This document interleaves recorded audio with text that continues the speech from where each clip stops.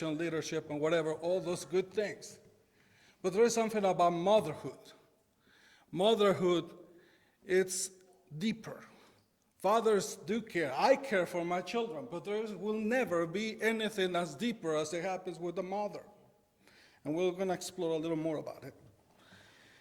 So it's interesting, and I guess maybe that's another reason why I get a little weepy about it. But because I do have a good relationship with my father now, and but I guess no matter what, I spend more time with my mother. And I think that happens the same to many of us, unless the circumstances are different. Many times it happens that we spend more time with our mother. So today we have the opportunity to honor our mothers. Apparently the United States Congress designated May 8th, 1914 as a special day to honor mothers, and ever since, the second Sunday of May has been observed in order to honor our mothers. So let me ask you this. Why do we celebrate Mother's Day? And I'm not being so facetious, so please help me. Why do we celebrate Mother's Day? Okay. Nice. What else? I'm going to tell you some examples. Opportunity to thank our mothers and show them love. The funny thing, it reunites families. It's interesting, right? That happens many times, especially as children get older or whatever. They spread. Also, this day especially, right, there is a lot of times where family get together. Sometimes some people call it a family day. What else comes to mind before I tell you my last that I like? Well, it says here, best opportunity to reveal our affection and love for our moms, but it also let us admire this beautiful bond of love between a mom and a child. It's nice, right? That touches me, to be honest. I mean, that's especially what I'm talking about. Let's start with the essential part. What's motherhood?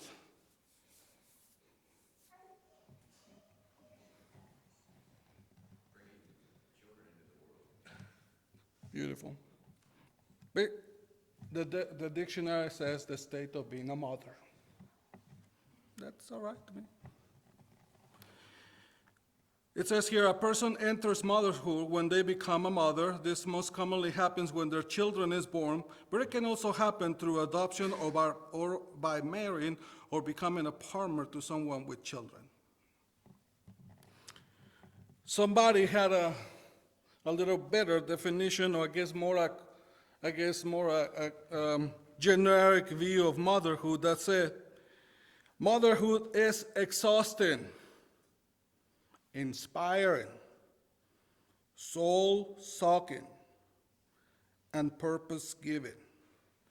It makes you question everything while also feeling like you know it all. It's interesting, right?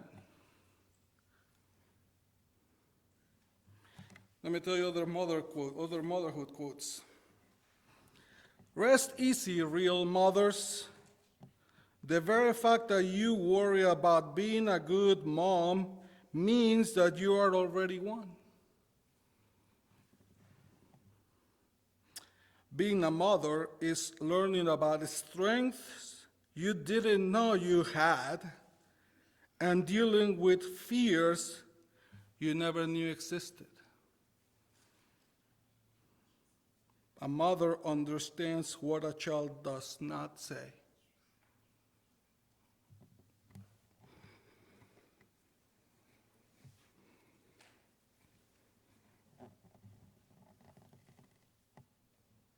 Today, as we talk about mothers, I'd like to basically cover, or I guess cover a number, of women that basically were characterized in the Bible. And especially I want to call out 4 different characteristics. Let's start with undying love. In the account describing the crucifixion of Jesus, we have a beautiful picture of mother's undying love. The Bible says that when Jesus was taken out to Calvary and was crucified, even in the midst of the taunting Jews and tough Roman soldiers, Mary stood by him to the very last. The love and devotion of the true mother never fails. From the Bible account of King David, there comes a moving story of mother's undying love.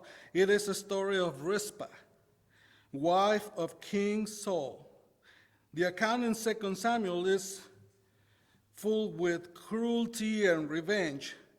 But in the middle of this record, there is a beautiful, moving story of a mother's love and concern. 7 sons of Saul were tortured and killed by the Gibeonites because Saul had molested their land many years before.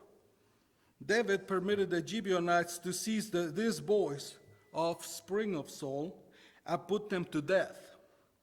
And we see that in 2 Samuel 21:9 that says, "And he delivered them into the hands of the Gibeonites, and they hanged them in the hill before the Lord. And they fell all 7 together, and were put to death in the days of harvest, in the first days in the beginning of barley harvest." Can you imagine the sorrow and consternation that came to the mothers of the 7 boys when the officers came to their home and took them off to be crucified? The sons of Saul were taken out to the hillside and hanged.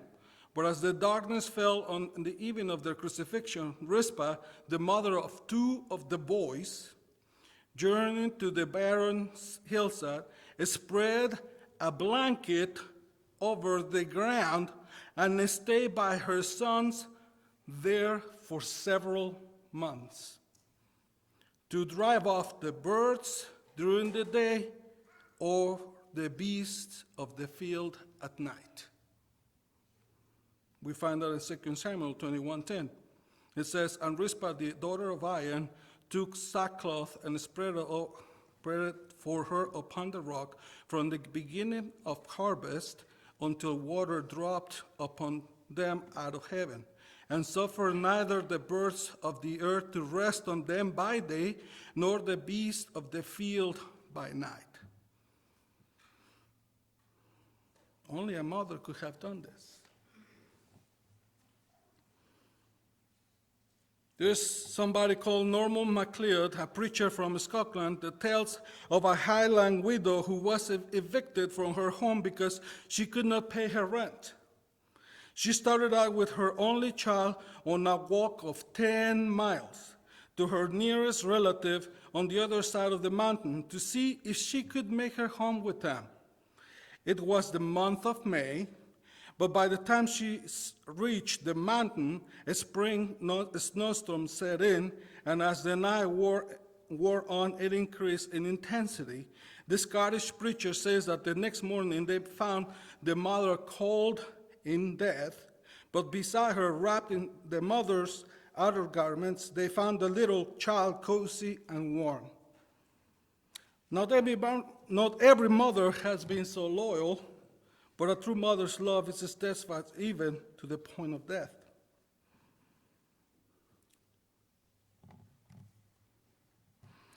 This is one of the reasons why the word mother touches a tender chord in the heart of every thoughtful person.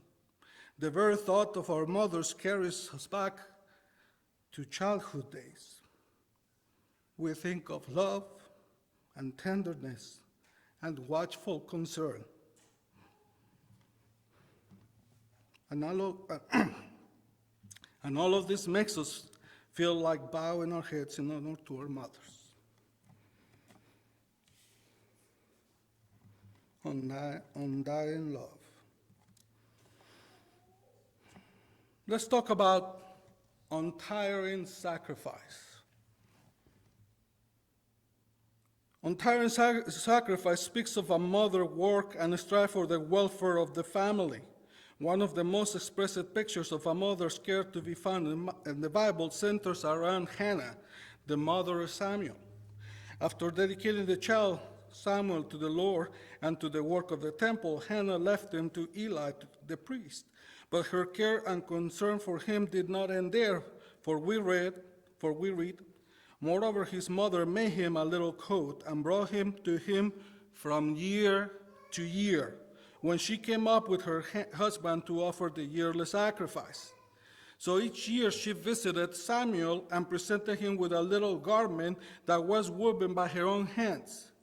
The little coats that Hannah made for Samuel have long since crumbled into the dust, but they were a small token of her mother's untiring sacrifice for her son.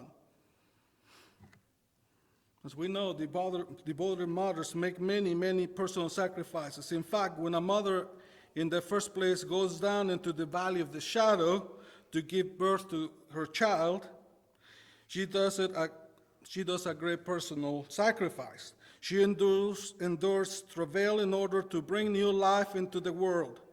And then when the children are growing, there is always an endless amount of work. An old proverb says, men may work from sun to sun, but a woman's work is never done. It is never fair to say a mother, are you just a housewife? Do you have a job? The poet says, nobody knows the work it makes to keep the home together. Nobody knows the steps it takes. Nobody knows but a mother.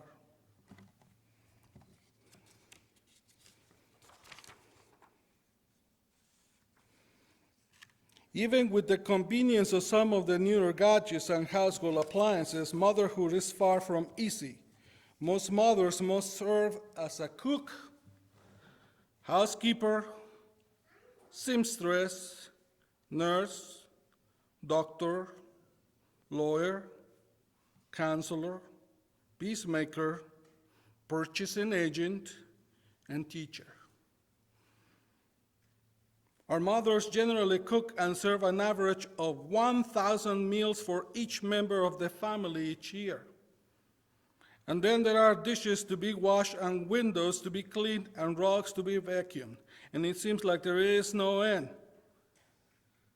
Surely mothers deserve our respect. For most of us, our mothers guided our steps when we were just little tots.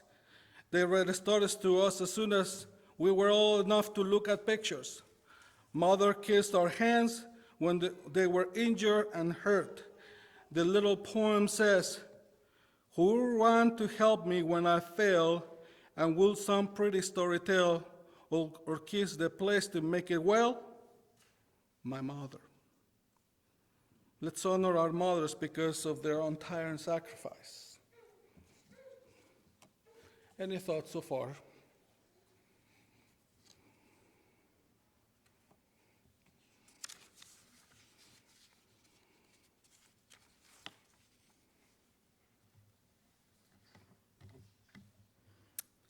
Let's continue. Let's talk about untold influence.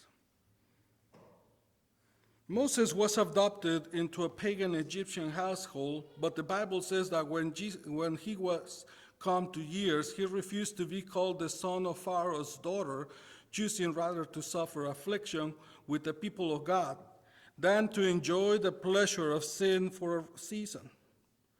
That was Moses' own personal decision. He decided to go with the people of God. But Moses learned the issues at stake at his mother's knee.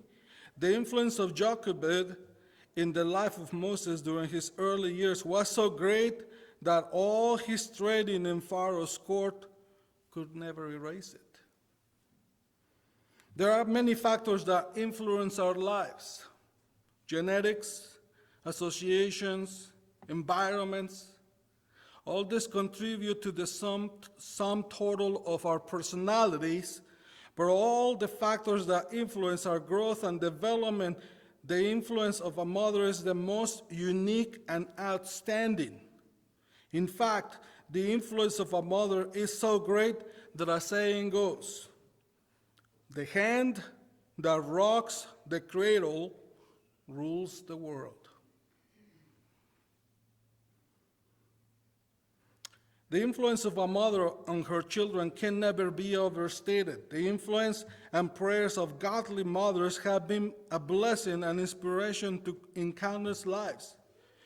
An individual called Grover Cleveland was elected governor of the state of New York. He wrote a letter to his brother in which he said, "You know, if mother were still alive, I'd feel much safer. I always thought her prayers had much to do with my success." Somebody called Ralph Waldo Emerson said, "Men are what their mothers make them."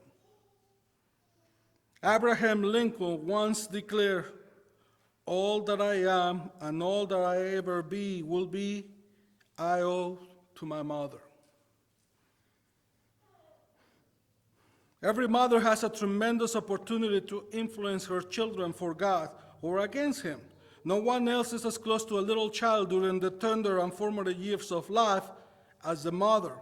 From her lips, we learn to speak. From her footsteps, we learn to walk. From her attitudes, we develop our character. Somebody called Henry Ward Becker used to say, "The mother's heart is the child's schoolroom." The simple prayers that a child's lips first utter were actually echoes from our mother's heart. A mother's task in molding lives and shaping character is a tremendous responsibility. There is no task under the sun that is greater than rearing boys and girls for God and sending them out in the world to lead good Christian lives. For this reason, the mother of growing children should be a keeper at home.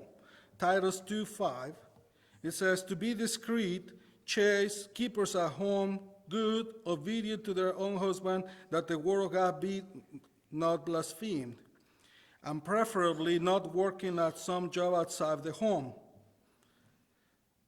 However, I know sometimes it's not possible, but preferably would be a good idea. As you can tell, it's important to also realize the untold influence of mothers.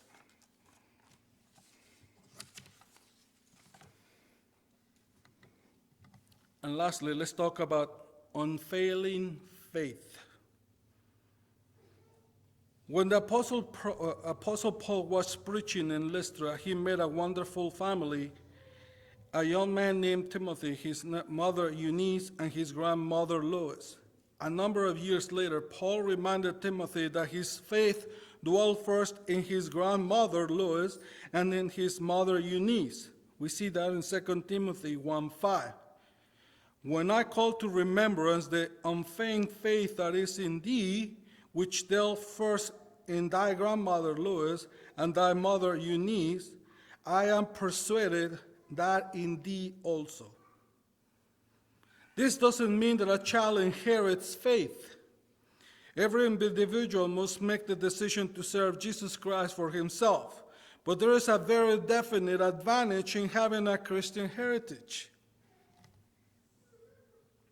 It is tragic that many mothers give their children a warm bed and nourishing meals and adequate clothing, but little spiritual nurture.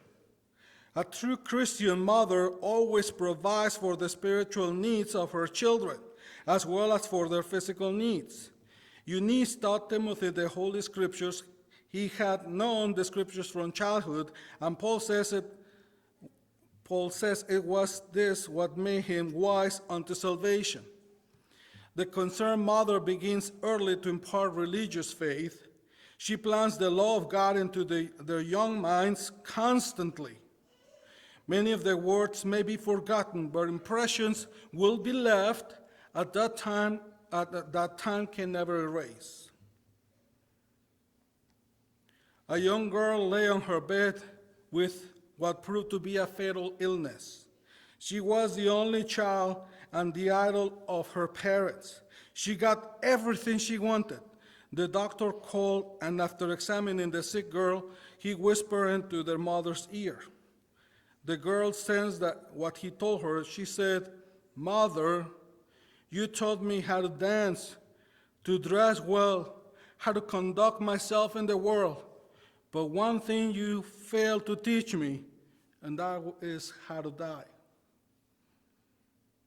A good mother will teach her children how to die. Talk with your children about God's plan of salvation. Read to them, pray with them, and teach them wholesome things. A Christian mother is the finest flower that grows in the garden of happiness. If your mother is still living, visit her often. Show kindness to her while you can. The day will soon come when her eyesight and her hearing will become less keen and her heart will be stopped in death. If your mother is gone, remember the advice she gave and the lessons she taught. If you have wandered far from your mother's precepts, won't you turn to Jesus Christ and find forgiveness and make sure of meeting your redeemed loved ones in heaven? One final thought. Of all the earthly things God gives, there is one above all others, and it is the precious, priceless gift of loving Christian mothers.